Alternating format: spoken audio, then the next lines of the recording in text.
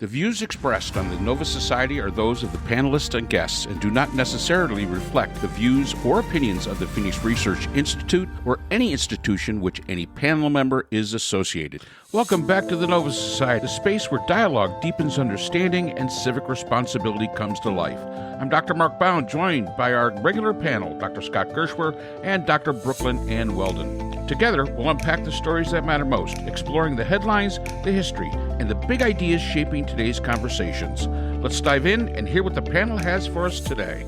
Today we have a question from Orin, who writes to us from Boise, Idaho. And Orin writes, President Trump met with Ukrainian President Volodymyr Zelenskyy this week, and according to Zelenskyy, the talks were constructive. Meanwhile, Russia has continued its attacks on Ukraine, and just yesterday, an errant missile believed to be Russian struck Poland. With the conflict escalating and NATO countries now finding themselves in the line of fire, the question becomes whether Trump is beginning to distance himself from Vladimir Putin and showing a new willingness to support Ukraine. There's also the issue of cost and capacity. Pete Hegseth is requesting billions more to sustain the Iran conflict, which increasingly resembles a long-term, open-ended engagement. That raises a critical strategic question.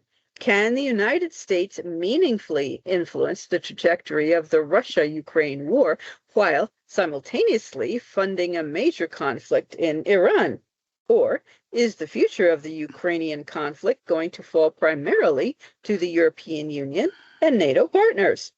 So, for the panel, did this meeting signal a shift in U.S. posture toward Ukraine? And second, does the United States have the bandwidth, financially, militarily, and politically, to shape outcomes in both conflicts at once? Excellent questions. Mark and Scott? Well, I'll just say this. This should be the easiest thing in the world. We should support Ukraine because they were invaded. And we should support Ukraine because they are struggling to become a responsible democracy. We should support Ukraine because Russia is an aggressive country with bad intentions, but we don't. And we could end this war very quickly, as Trump seems to like to say, simply by giving Ukraine everything that they need to win the war. We could do it slowly. We don't have to do it all at once. We don't want to see these weapons end up on the black market somewhere, and we have to always be on guard of the fact that Ukraine is still somewhat of a culture that is, shall we say, corrupt. Even though I think their leadership has the best intentions, they are not always in charge of everything. But it seems so easy to me that if we allowed Ukraine to have the weapons that they need, the support from us that they need, the aid that they need, that they could chase Putin and his troops out of Ukraine, out of Crimea, out of that peninsula, and back to Russia, and the war would be over. And Putin's dreams of a Christian Russian empire would be over, and that would be the end of this. And we could just take that one item and check the box and say, okay, we're moving on to the next thing, which would be Iran. But we're not, because Trump has got this thing for Putin. And that's really the only reason, because Trump has this thing for Putin, and I don't understand it. And it's something dark, and it's something disturbing, but it's real, and something needs to be done about it. Do we have the bandwidth to, financially, militarily, and politically? With the way we're embedded in this conflict in Iran, that does come into question. We hear an awful lot from, the talking heads that are warning about the stockpiles going down. This should have been priority number one. If there was another reason to stay out of this Iran conflict, in the first place, it was that we should have been supporting Ukraine all the way, plain and simple. Why Zelensky said that this was was a constructive meeting? Maybe because he didn't get yelled at. I don't know. Who knows why? Because we're really not hearing a lot about what really the substance was of the conversations there. But the fact is that, you know, I don't see this as Trump moving away from Putin. He's got an unpopular war in Iran, but the Ukrainians are supported here in the United States. They are supported. So I don't think he can take two totally unpopular positions onto this. Now, this may have all been nothing more than lip service to the Ukrainian president. Could very well have been nothing more than that. I agree with Scott. We could influence what's going on, maybe in the past. Now, I think there's some question into that because, like we've said about Russia when they attacked Ukraine, they showed themselves to be not as capable as everybody first originally believed.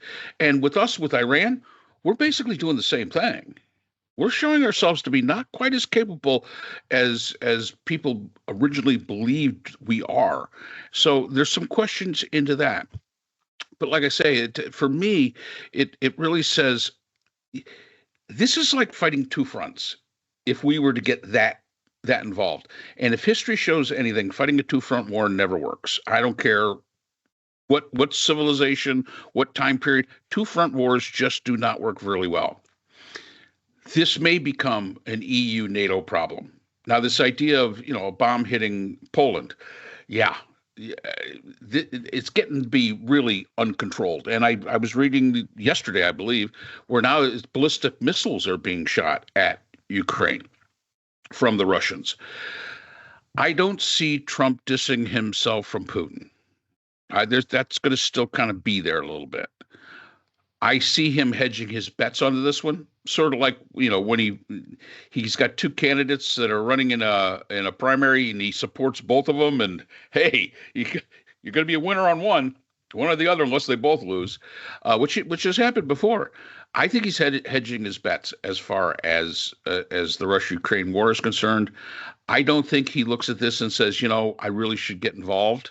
I don't see that. I don't think the ghost of Lindsey Graham is coming out and influencing him in any way. I don't see that. But the fact is that it's good that he's having the talk.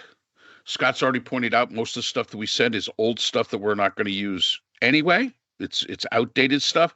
But with what Hegseth is crying for, with all the money he's asking for, we might have to use the old stuff.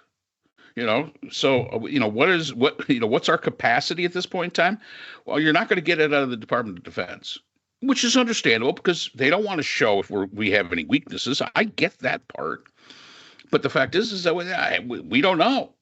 We do not know if we could actually do anything to shape the outcome. I would like to see us get more politically involved. Diplomacy. I say send John Huntsman, but let's get really politically involved into this because I think that's our best chance. I think that's our best shot. The only question is have we used all our political capital and basically pissed it away in Iran that we really don't have any credibility anyway? We don't have credibility with a lot of the nations in NATO anymore. I mean, they look at us like, even Canada doesn't like us, and Canada likes everybody. So they're pretending well, though. You have to say, yeah, they do pretend well. They do pretend well. But the fact is that who knows?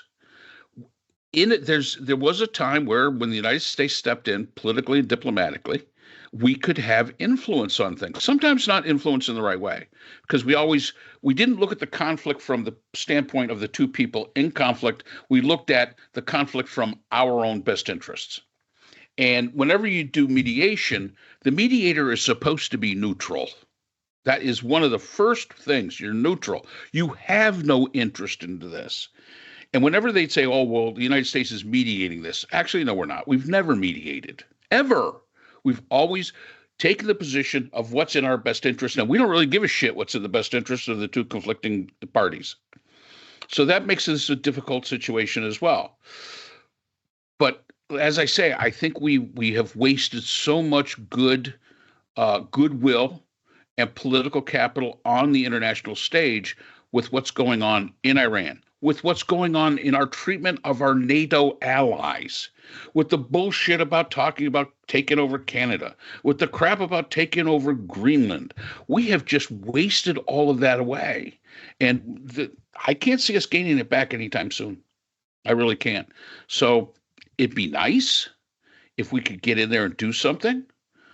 But I don't know if we really can anymore. I mean, obviously, Putin isn't listening to Trump. And anybody that thinks that he is I don't know, like Scott says, I got a bridge to sell you. I think it's even worse than that, Mark, because I think that Putin is helping Iran. I think so and too. I think China is helping Iran. And they asked Trump about it, and he did his whole, I'm really good friends with those guys, and they said that they're on our side, And then they say, well, actually, we know that China is providing them with Iran with handheld missiles, and he goes, well, that would be disappointing, but I guess it does happen. I mean, his weakness as a human being and as a strategist is glaring and horrifying, really, because he doesn't seem to have the first clue how to act when he's being confronted by somebody, and he's been confronted. Putin is actively helping our enemy, and has before, by the way, not only in Iran, but during Syria. It has been widely believed by our intelligence, without 100% certainty, but with good enough certainty, that bounties were placed by Putin on American soldiers, and that Syrian terrorists or terrorists based in Syria who killed American soldiers were handsomely rewarded for it by Russia. And that is an aggression that cannot stand, right? I mean, we should be stronger about that, and yet we are weaker because the president of the United States has some kind of beholden to thing, And let's face it, Putin is not just the head of Russia; he's the head of the Russian mob in America. All the Russian mobsters report up to Putin. And Trump has been a money launderer for the Russian mob. He has been a beneficiary of their riches. He has done them favors by laundering their money with real estate, and this is all well-known stuff. And their boss, and he owes money to the Russian mob, and their boss is Vladimir Putin, and these two things are now in conflict, where the leader of the state is beholden to the other leader of the state, and so things that are for the best of the state do not get managed as they should, and that is a conflict that we should not be forced to tolerate. And to me, I'll just go back to something I said earlier. We need to end this conflict in Ukraine. And the best way to do that is to throw support for Ukraine. And, whether if it's money, if it's whatever, if it's arms, old arms, new arms, whatever it is. I mean, Ukraine has really proven themselves to have a lot of mettle and ability and innovation. And they're teaching us now how to deal with drone attacks and things like that. They're a valuable ally. Someday, it may come to pass that Russia is thrown out of the out of the UN Security Council, and Ukraine is installed in their place, because Ukraine will have been proven to be the bigger power in that region. And I can see that actually happening. And they're, not I've always said that this war ends when Putin dies. I'll stand by that still. But you can turn the tide of this war. We can turn the tide of this war if we want to. And that's something worth doing. Okay. We answer that question? I think we did pretty good on that one. And that's all the time we have for today's episode. The Nova Society is a production of Nova Society Media, a division of the Phoenix Research Institute. We want to thank our production partners, Buzzsprout, who hosts the Nova Society, Audacity, our editing team, Apple Podcasts, the largest source of podcast and music online, Spotify, the most popular platform for the Nova Society, and iHeartRadio, your destination for all things music and podcasting. The Nova Society is available on all of these and other quality platforms listed in our description. And most importantly, we want to thank you, our listeners. Without your support, the Nova Society could not be possible. If you haven't already, please consider subscribing on the platform of your choice. It's easy, it's free, and helps our channel grow. For questions or comments, you can reach us at nova.society.podcast@gmail.com. So on behalf of Dr. Brooklyn Ann Weldon, Dr. Scott Gershworth, and all of our production partners here at the Nova Society, I'm Dr. Mark Bound. Remember, the true power of society is knowledge. Thank you for listening, and we hope to see you again next time. Hi, everyone. This is JJ, the co-founder of Good Pods. If you haven't heard of it yet, Good Pods is like Goodreads or Instagram, but for podcasts. It's new, it's social, it's different, and it's growing really fast. There are more than 2 million podcasts, and we know that it is impossible to figure out what to listen to. On Good Pods, you follow your friends and podcasters to see what they like. That is the #1 way to discover new shows and episodes. You can find Good Pods on the web or download the app. Happy listening!